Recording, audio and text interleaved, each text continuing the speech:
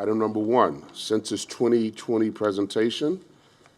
Alex, you want to lead us into this discussion? Thank you. Morning. For the record, Alex Hansen with the city's planning division. I just want to give you an overview, some background on the Census 2020, and also to talk about some of the city's efforts to make sure that every resident of the city is counted for the census. A little bit of background. The U.S. Constitution requires a decennial count of America's population. That's what the census is. Again, it's every 10 years. The results of the census are used for 3 primary purposes. The first one is for political representation, for redistricting purposes, both at the federal, at the state, as well as the local level. So the U.S. House of Representatives, State Senate, House Senate, and also at the city level. So in less than 2 years, we will be redrawing the city commission districts based on the results of the 2020 census. Many businesses make development and investment decisions based on the results of the census. Businesses go where the people are, where the population are. So again, businesses decide where to locate and where to put money based on the results of the census. And another critical purpose for the census is to allocate governmental funds, federal funds. So for the 2020 census, the estimate is that there's going to be about $675 billion that are going to be allocated from different federal programs based on the results of the census.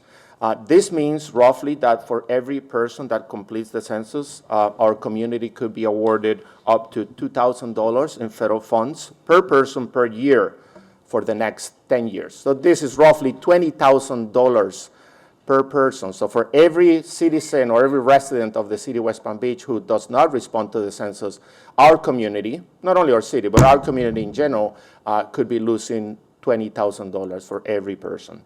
And again, this is funding for schools, for public transportation, roads, bridges, healthcare, different social programs, emergency response, and so forth. This time, there are going to be 3 ways to respond to the census. This is the first time.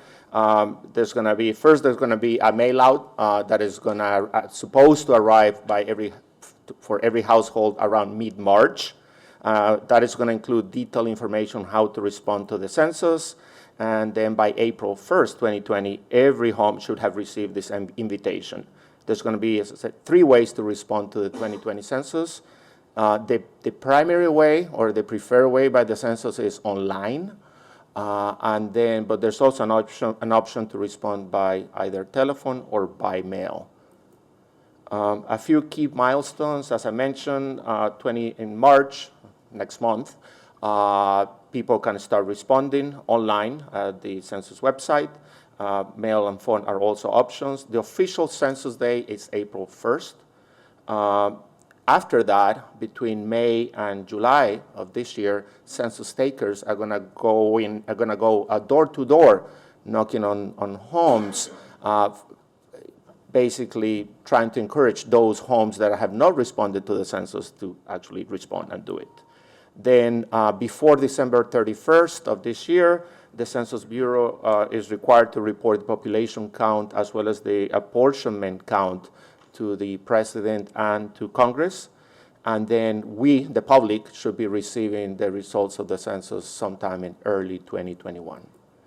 A few other key points that I want to highlight. The census is going to be asking questions regarding name, sex, age, date of birth, ethnicity, and the relationship of everybody in the household. It may also ask as to whether you own or rent a home. And again, the goal here is that everybody who's living and sleeping in your home most of the time should be counted. This includes both related family members as well as unrelated people.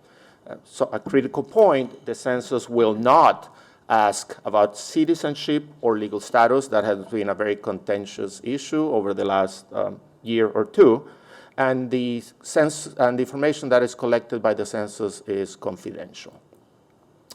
As far as the city's efforts from a communication and outreach standpoint, first I want to mention we have an internal committee composed of representatives from multiple city departments. We have met a few times to coordinate our efforts, some of the critical departments and critical agencies within the city. We have a website within the city's website dedicated to the census with a lot of information pertaining to the census, frequently asked questions, a number of different facts. Also, we have done we have a presence on the West Palm Beach TV, Facebook, Twitter. Again, this is an example of the Facebook web page for the city, or Facebook presence for the city with the census. As far as West Palm Beach TV, I would show some announcement with regards to that.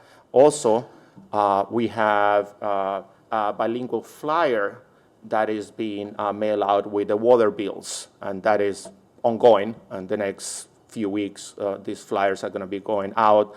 And again, the flyer is both in English and Spanish, and includes a lot of information with regards to the census. So every person who receives city water will be receiving this flyer within the next few weeks. A few other efforts. This is just a sample of some of the different meetings or events that where city staff has been present, or we have done presentations specifically regarding the census, different community meetings, neighborhood meetings.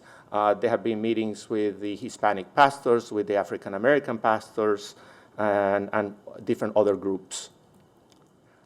Something that is a little bit different from the census standpoint is for this census, the census created something called the low response score, which is a forecast or a prediction by the census on the non-response rates. So they basically saying, well, we, based on a lot of socioeconomic and demographic data, and based on previous response rates to other census efforts, we think that these are going to be some of the census tracts where there's going to be a lower response to the census. And the reason why they did this is so that both the census as well as the local communities can focus their efforts on those geographic areas. In this particular case, so this is a map of West Palm Beach. So some of the darker areas that you see are the census tracts. For example, some of this is north of Banyan, between Banyan and 25th Street.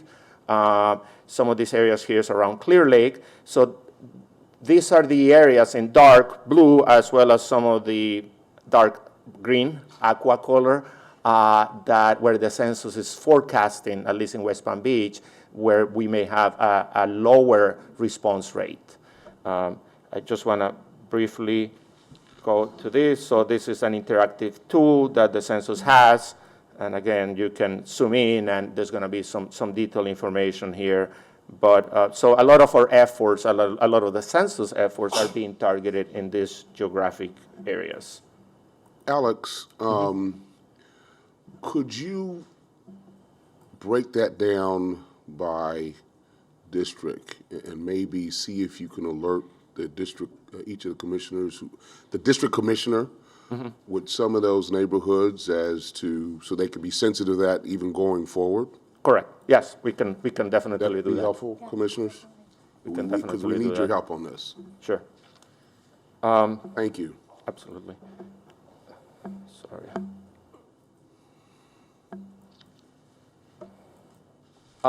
Another thing that is still ongoing from the census is their hiring. They're trying to hire hundreds of thousands of people to help.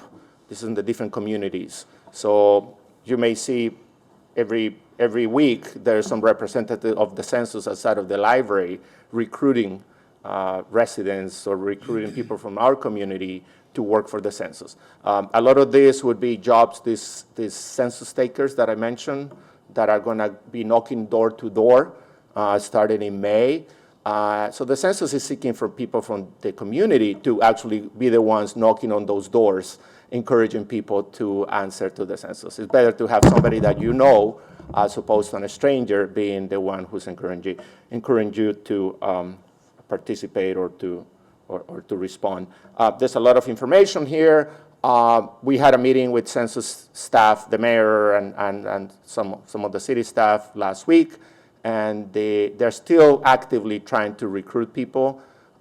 So we have been sharing this with some of the different churches and some of the different community groups, saying, hey, please talk to the members of your congregation, the people in your communities, saying these jobs are still available. And the census, again, is actively seeking help.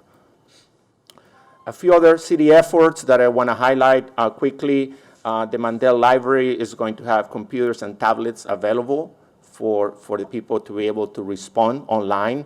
Again, there's a big concern with the online efforts for the census is we have the digital divide, right? Not everybody has access to computers, online access, or they may not be comfortable doing it. So we're gonna have people at the library helping people to respond online. We also have some coordination between the city and the census on making sure that they count the homeless population. There's also, we're working on having materials and equipment available at different community centers, at the Vicar's House, similar to kind of the library efforts. We have been coordinating also with the school district. The school district has a very active outreach effort with regards to the census. And something that we have also been working on is the Complete Count Committee. We have a meeting last week. This is with a number of external stakeholders these are kind of experts on the community, bigger agencies or bigger groups that we think can help us, again, making sure that every resident of the city is counted. Before I go to the questions, if you have any, I just want to mention the video. This is one of the city's efforts.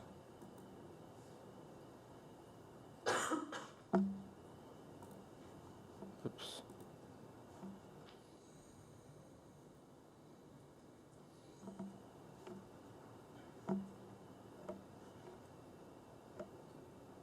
Sorry, having volume issues.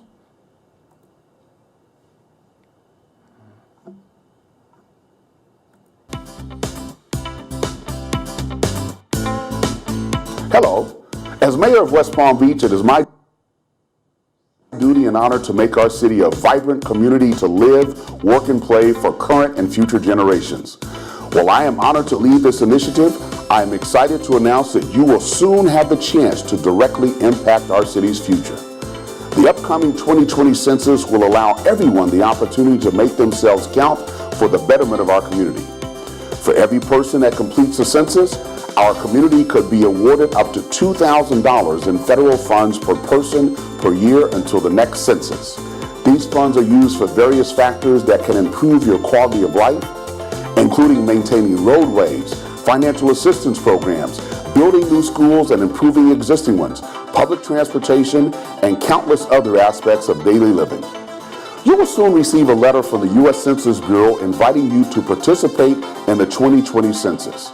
You will have the option to complete the census online, via the phone, or by mail. If you don't have internet access, the computers at the Mandel Public Library are available for public use. I encourage you to take the census so that West Palm Beach may continue to flourish. When the time comes, I hope you take the time to fill out your document and encourage your family, friends, neighbors, co-workers, and anyone else to complete theirs as well. Thank you for making a difference for our city. So that is it. As far as my presentation, I'll be happy to answer any questions that you may have. Commissioners, any questions? Commissioner Peduzzi? Thank you, Mayor. I just want to make sure that we don't, and it sounds like you're well on the way to doing the good public outreach, but I want to make sure that we don't underestimate the importance of public outreach, especially in some of our neighborhoods where I'm concerned that there could be a chilling effect based upon our current immigration policy and housing policies. The fact that, there might be households that have too many people living, in single-family homes that aren't designed to hold as many people as might actually be living in these houses. It sounds like you're putting public notices in the water bills. It sounded like you're reaching out to church groups and things like that. I just want to make sure that in certain neighborhoods with populations that may be known for underreporting, that we figure out a way to bring them into the fold and make sure they're actually accurately reporting the number of people in those households. And that's why, I mean, some of the meetings that I mentioned with the Hispanic pastors, with the African American pastors, those topics were discussed extensively. The pastors indicated, well, that a lot of their congregations have different concerns with regards to the census or answering any question to the government. So yeah, we have been we completely understand, and that's why we have been focusing on some of these communities, which happen to be also some of the low response rate communities that I mentioned in that map that the census had already identified. So our focus is on those communities. Armando, Fana, Wendy Morse, and the rest of the community engagement team have been targeting a lot of those groups as far as the outreach. But yeah, we clearly understand those are the groups, those are the areas where we need to do the most work. And that's why I suggested it might be a good idea if we got to the individual district commissioners, that map showing the forecasted underreported neighborhoods, because commissioners, you may know, you may have contacts in those neighborhoods, you may know some of the leaders there, and so we'll be looking to you to help us to make entry into those neighborhoods moving forward. Madam President. Thank you. Thank you for your presentation. I appreciate it. And Mayor, I appreciate the point that you're bringing up, and that's what I wanted to comment about. I have been to numerous meetings where staff have been there. I want to say almost every community meeting I've been to, I've seen staff talking about the census. And one of the points that I think really resonated with some of the individuals that you might be thinking about, Commissioner Peduzzi, is that the sooner our residents respond to it, then they will not be bothered anymore after that. So if we can encourage them to fill it out online or via phone or via mail, then they won't get a knock on their door, which I think is what some concern is. Another thing that I would like to reference is the census indicated to us at the meeting that we had last week, and they had also sent us some documents online. They are going to have information on a daily basis showing which are the census tracts and census block groups, the areas where people are responding. So this is going to be at least for the online response. So they'll know how many households have responded within a certain geographic area on every day. So that's why also their efforts are going to be focused on those areas where the response rate is low. So it's kind of a day-to-day. So they'll be communicating that information to us. We're going to have access to it. Again, it's not a block-by-block basis, but it's a larger area. And then we can also, again, focus our efforts as the census is on their way to reach out to those areas of the city. Commissioner Schoaf. Thank you, Mayor, and thank you for the presentation. I want to also say thank you to staff. I've been at several meetings where you've been out in the community. My question is, how as we as commissioners, how can we help you? Do you want to partner with not-for-profits that will help to get the message out? You know, what can we do? Because I think it's great to be at community meetings. We're reaching out to a population that's already engaged in their neighborhood. We need to reach that population that's not engaged in their neighborhood. So how can we assist you in those efforts? Good morning, Armando, Fana. Yeah, I think definitely the nonprofit groups, you know, historically the Hispanic community that is west of Dixie in the South End has had a low response rate, so we've reached out to Latin Quarters and other organizations, the pastors and so forth, to help with that population.